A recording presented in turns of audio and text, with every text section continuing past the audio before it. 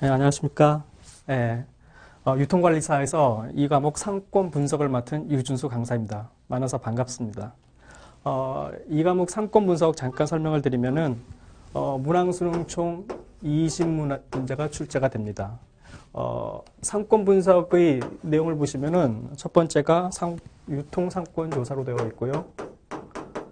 유통상권 조사. 두 번째가 도소매 입지, 도매 입지, 소매 입지. 그 다음에 세 번째가 점포 개점 전략으로 구성되어 있습니다.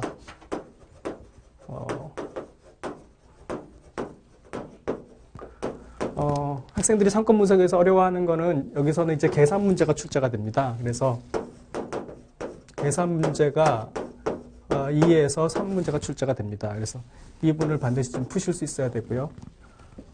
이 크게 세 파트가 나누는데요. 유통상권조사와 도소매 입지가 중요합니다. 그래서 점포 개점 전략은 한두 문제 정도 출제되고 있습니다.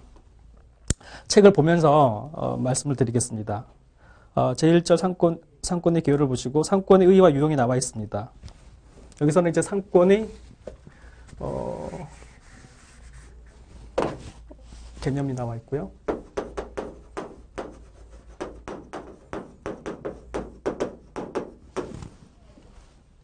고객이 자신이 점포에 내점하는 지역 범위를 말하며 상업성의 거래를 행하는 공간적 범위를 말하는 것으로 상업지역의 영역이 미치는 범위 또는 점포가 고객을 유인할 수 있는 범위로서 도매상권과 소매상권을 모두 포함하는 개념이 상권입니다. 그래서 상권은 도매상권과 소매상권을 모두 포함하고 있습니다. 또 하나 상권의 그 의의를 보시면은 상업지역이 미치는 범위를 상권이라고 합니다. 또는 점포가 고객을 유인할 수 있는 범위를 얘기합니다. 유인할 수 있는 범위를 얘기하거든요. 그래서 상권이라는 것은 크게 이제 두 가지입니다. 어떤 지역적인 범위고요. 그 다음에 고객을 유인할 수 있는 범위를 상권이라고 합니다.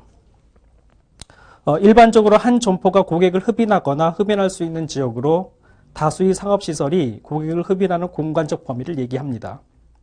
상권은 상권 내에 거주하는 고객의 구매력 추정이라든지 점포에서 취급하는 상품에 대한 예상 매출액을 구하는 데 필요한 데이터를 제공한다거나 판촉 활동의 범위를 결정하는 데 필수적인 데이터를 제공합니다. 그래서 상권의 개념과 특징을 살펴보았습니다.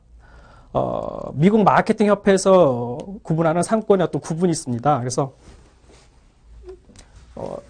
이게 설명을 하다 보면 책에 없는 부분도 있습니다. 그건 여러분들이 적절한 공간에 노트 필기를 하면 될 것 같습니다. 그래서 미국 마케팅 협회에서 정의하는 상권의 구분이 있습니다. 구분을 보시면 크게 세 가지가 있습니다. 하나는 판매자 측면의 상권이 있고요. 그다음에 또 하나는 구매자 측면의 상권이 있습니다. 마지막으로 판매량 측면의 상권이 있습니다. 그러니까 상권을 구분할 때 판매자 측면에서 바라보는 거, 그 다음에 구매자 측면에서 바라보는 거, 그 다음에 판매량 측면에서 바라보는 세 가지 관점이 있습니다. 판매자 측면의 상권을 보시면은 책에는 없습니다만 한번 들어보시기 바랍니다. 특정 판매자 또는 판매자 집단이 상품과 서비스를 판매 또는 인도함에 있어서 비용과 취급 구매 면에서 경제성이 확보되는 지역 범위를 얘기합니다. 그래서 여기서는 경제성에 포커스가 있습니다. 경제성이라는 것은 투입해서 나오는 그 수입 대비 비용이 커야지만 또는 수익이죠. 커야지만 경제성이 있다라고 판단이 됩니다. 구매자 측면을 보시면은 적절한 가격의 제어와 및 서비스를 합리적으로 발견할 수 있을 것으로 기대되는 지역 범위를 얘기합니다. 그 다음에 판매량 측면은 소매 점포들이 발생시키는 매출액의 대부분이 발생되는 어떤 지역 범위로 전체 매출액의 75%가 실현되는 부분을 1차 상권이라고 그러고 나머지 매출액이 발생하는 상권을 2차 상권으로 구분하였습니다. 그래서 판매량 측면은 75%가 실현되는 부분을 여기서는 1차 상권이라고 불렀고 그 이외 25%를 2차 상권으로 구분합니다. 그래서 지금 칠판에 적은 거는 미국 마케팅 협회에서 상권을 구분하는 그런 정의가 되겠습니다. 책을 보시면은 상권과 유사 개념이 나옵니다. 그래서 상권의 다양한 의미를 보시면 상권은 주로 파는 쪽에서 본 것이기 때문에 소비자의 경우에는 생활권이라고 하는데 일반적으로 소매상권을 가리키는 경우가 대부분입니다. 도매상권은 소매상권에 비해 범위가 넓으므로 경제권이라고 부르는 경우가 많습니다. 그래서 이거를 그림으로 보시면은 여기가 이제 소매상권이 되는 거고요. 그 다음에 좀 넓은 범위가 도매상권이 되는 겁니다. 여기가 이제 도매상권이 되는 겁니다. 이거를 우리가 이제 여기서는 경제권이라고 그러고요. 그 다음에 소매상권을 생활권이라고 합니다.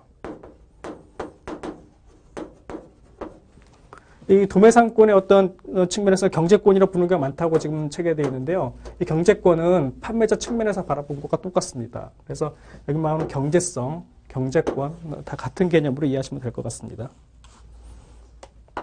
상권의 유사 개념이 나옵니다. 거래권, 그다음에 판매권, 상세권이 나옵니다. 거래권은 거래 상대방인 고객이 소재지를 기준으로 하는 범위를 얘기합니다. 판매권은 소매점이 판매 대상으로 삼고 있는 지역을 판매권이라고 합니다. 상세권은 특정 상업집단, 여기서 상업집단은 시장이나 상점가 등을 얘기합니다. 여기 상업세력이 미치는 지역적 범위를 말하는 것으로 복수의 점포 또는 상업집단이 고객을 끌어들일 수 있는, 즉 유인할 수 있는 범위를 상세권이라고 합니다. 그래서 기출문제를 보시면은 뭐 나중에 한번 풀어보겠지만은 거래권, 판매권, 상세권 그 정의를 물어보는 문제가 가끔 출제되고 있습니다. 상권의 범위와 특징을 보도록 하겠습니다. 일단 상권의 범위를 보시면 상권의 범위는 상권은 전문품이 가장 넓고 편의품이 가장 좁다라고 되어 있습니다. 이 지문은 여러 번 출제되었습니다. 그래서 전문품, 그 다음에 편의품,